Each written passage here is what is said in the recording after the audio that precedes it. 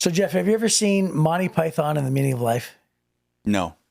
Really? No. So there's a clip where Mel Brooks comes down the mountain dressed like Moses, but it's the Charlton Heston Moses. Okay. Where it's the same robe and everything, right? Right. And he has 3 tablets instead of 2. Okay. And he comes down and he goes, "Hear, O Israel." It's so funny. He goes, "God brings you these 15." And then one of the tablets falls and shatters. Uh-huh. And he goes, "Ooh, 10 commandments." Oh, no. Right? Oh, no. It's so funny. Okay. So anyway, today we're talking about Christ is greater than Moses. Oh, okay. Well, he's Chris and I'm Jeff, and we're the Bible guys.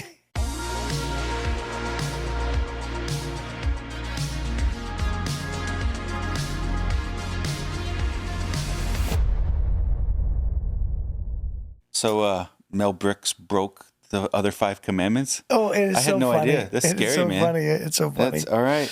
I was just telling him during the roll-in interview or the roll-in intro, I've played that clip in church like 10 times. That's funny. Yeah, it's just really funny. Funny idea. Okay, so today is a segment for you. A special day. Yeah, because last week we talked about what makes Chris mad. That's right, which is our favorite. Everybody's favorite segment. No, listen, I told you. Unless you started doing a singing segment, I said apparently. out loud that I resent the fact that they only ask you what makes you happy. As if... Well, what makes people think I'm happy? As if what defines me... How dare they? ...is me being mad at things. That's right. And what defines you is you're always happy. Yeah, people are just... They're pigeonholing me. I'm feeling like I'm not going to be allowed to play any other character other than some happy clown. Don't try to down this segment. That makes me upset too. It makes me this upset that everybody always says he's here. So happy all the time. This segment puts you up here, and it puts me way down here. Chris complains and is mad, and Jeff always has this abundance of things he's happy about. Well, I'm a happy person. Yeah, I'm happy too. Yeah. Actually, I bet you I complain. I'm happy, doggone it. I bet you I complain as much as you do. We're both like grumblers. Yeah, we grumble all the that's time. what I wanted to hear. Thank you, Jeff. Yes, yeah. We're both grumblers. I wanted you to, thank you. But we laugh a lot. We laugh as much as we complain. Oh, for certain. Don't you think? For certain. Yeah. I have things I can go. You know what they should do? And you cry. Ooh, you cry way more than I do. Hey, but it's a happy kind of crying, isn't it? Oh, you mean like move to tears? Yeah. Not like you beating me up. I don't know. It's all the same. My to me. brother's like when your eyes leak. I have flashbacks of my older brothers when I was a kid. You cry a lot. But that's not what you were meaning. You were meaning like watching movies. Maybe I did. Yeah. By the way, yesterday I was by myself waiting in line somewhere, and I knew it was going to be a while. So I took out my phone and I had my ear buds in, my AirPods, and I was actually already talking to somebody on the phone earlier, so they were still in my ears. Mm-hmm. So I thought, I'll just go ahead and pull up this movie on, and so I pulled it up and I just started bawling. I just started getting moved by this clip that I'm watching. Yeah. And immediately it's like very tender. And then it's my turn in line. Mm-hmm. And she's like, "Can I help you?" And I'm like, "Yes." You were watching a movie. And she's like, "You were watching a movie clip in line at a store?" I was in line at the bank. At the bank? And I was actually there for like 20 minutes. Wow. So yeah. 20 minutes. I got to watch a video.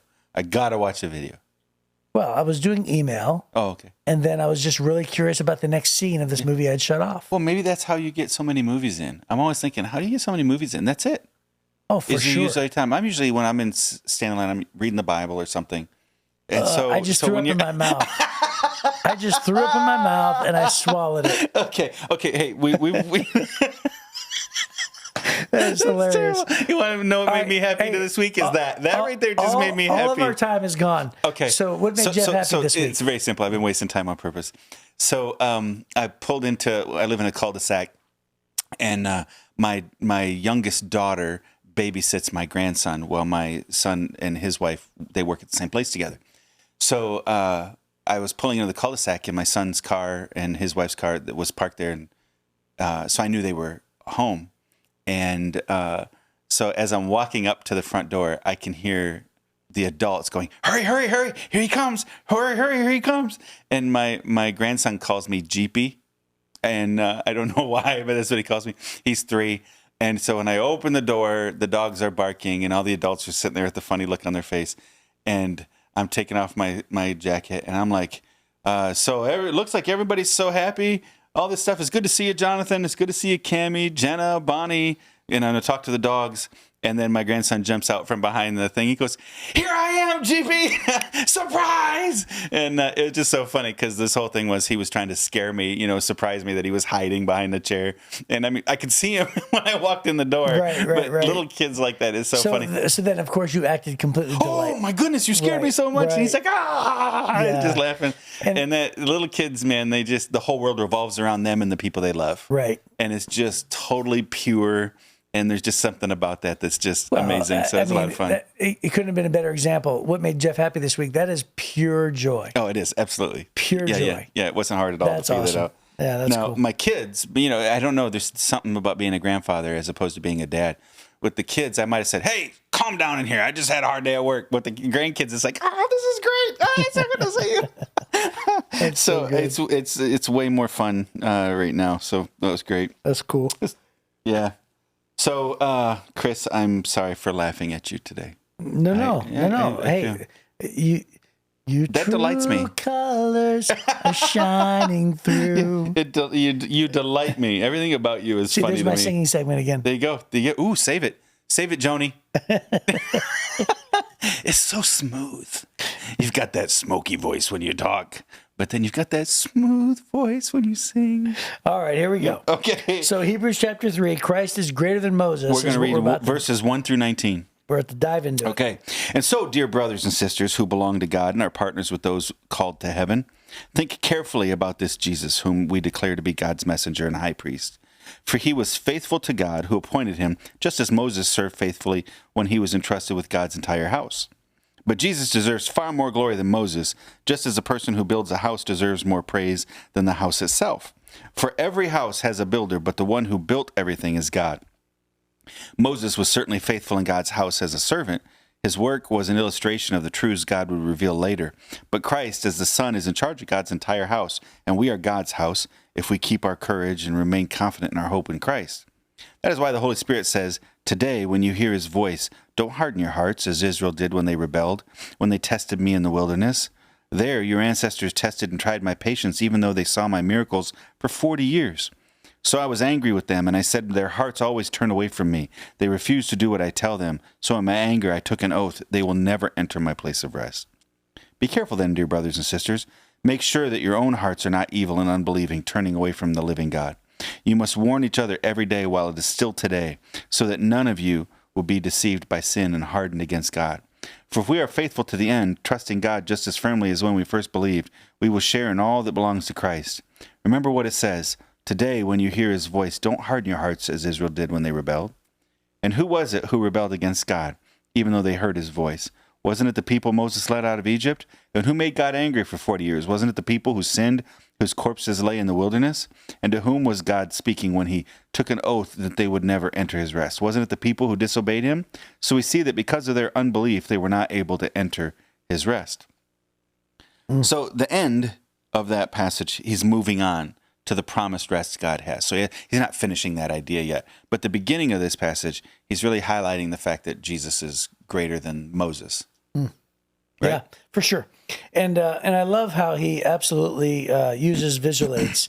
And he talks about the house is grand, but the one who created the house deserves more praise because he is the master builder. Right. So the house is great, but it is nothing more than a created thing. Yeah. Right? Because you can't marvel at think about the architecture that we marvel at today, right? Right. It's usually architecture, by the way, that is not from today. It's from, the early 1900s or That's right. or something like that, Right. 1800s maybe even sometimes.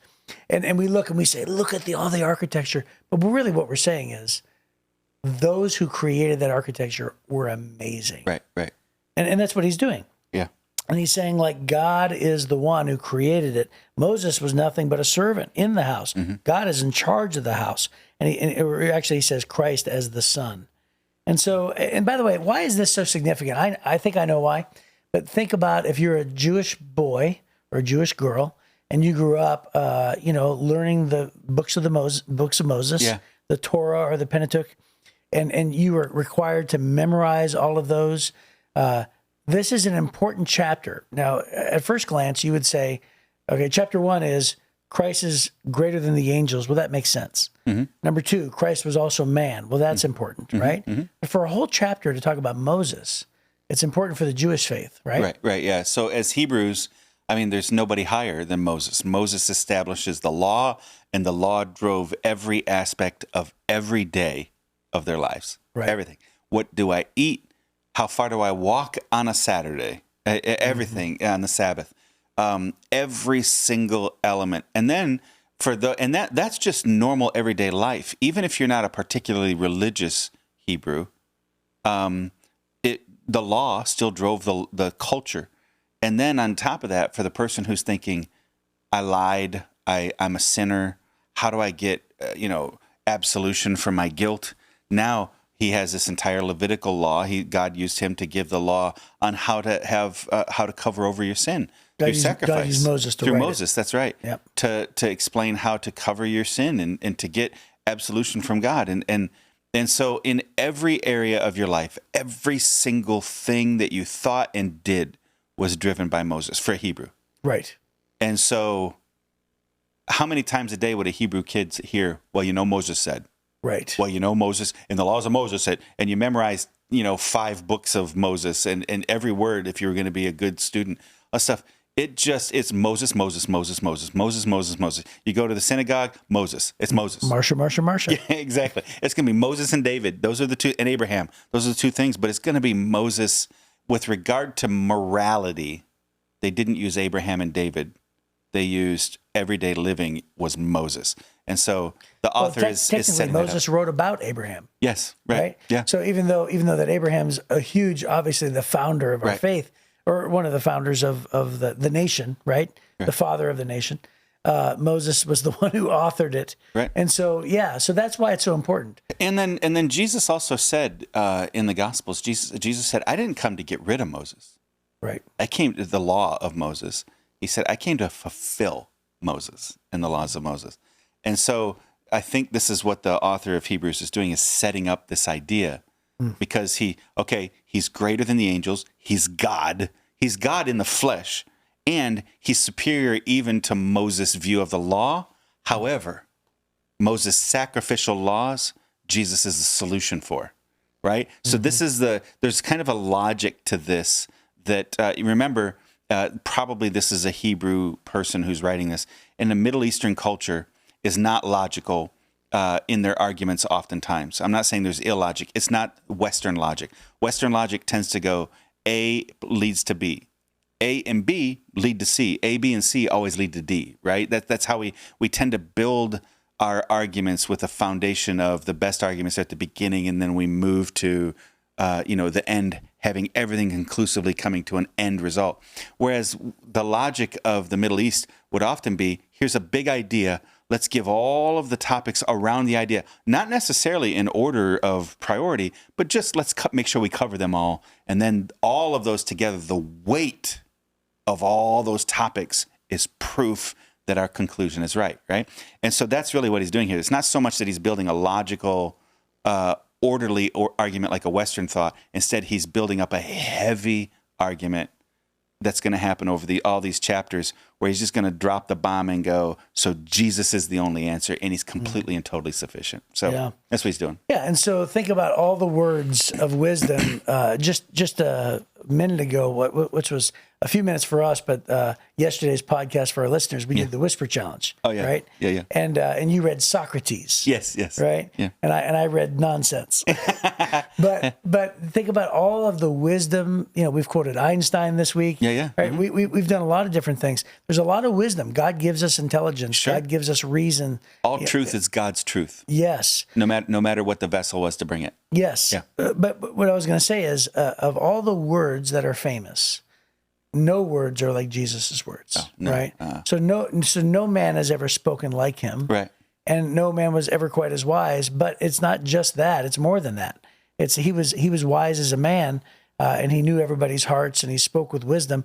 But also, just like you said, he spoke truth. Jesus's words are greater than Moses's words, right? Because it is God Himself speaking to us, right? So all that to say this. God's advice, Jesus' advice, trumps your uncle's advice. Yes, that's right. Right? It should. Yep. Yeah, and you know, God's way of doing business when it involves generosity and looking out for the interests of others is better than your company's way of doing business if it doesn't agree with that. Right. Right. And overall, it's just that God's truth is greater than Moses, and it's greater than every person who's ever lived in our lives. And God has told us how to connect with him, right? And that's a big part of the book of Hebrews. But how many times have you heard somebody say, I've always thought of God this way? Or, I always feel closest to God when I do this thing. Well, I think God likes these things from me. I think of Ricky Bobby in Talladega Nights. Oh, yeah. when they were praying, remember that I scene? like to think of Jesus as a, right, He's 8 pound, 2.5 ounce. Yeah, 8 pounds, 6 ounces Jesus. Yeah. But no, it was actually his friend. I forget his name. That he's phenomenal. Yeah. That actor. Yeah. Uh-huh. But he said, he goes, I like to think of Jesus wearing a tuxedo T-shirt. Yeah. Because it says I'm formal, but I'm here to party. Yeah, that's right. So we tend to do that, where we tend to build up in our minds and in our little, echo bubble that we all live in, where everybody's affirming what we believe. We tend to build our own God and we build our own way to him. Mm-hmm. But the author of Hebrews would say that God has shown us the way to him, right?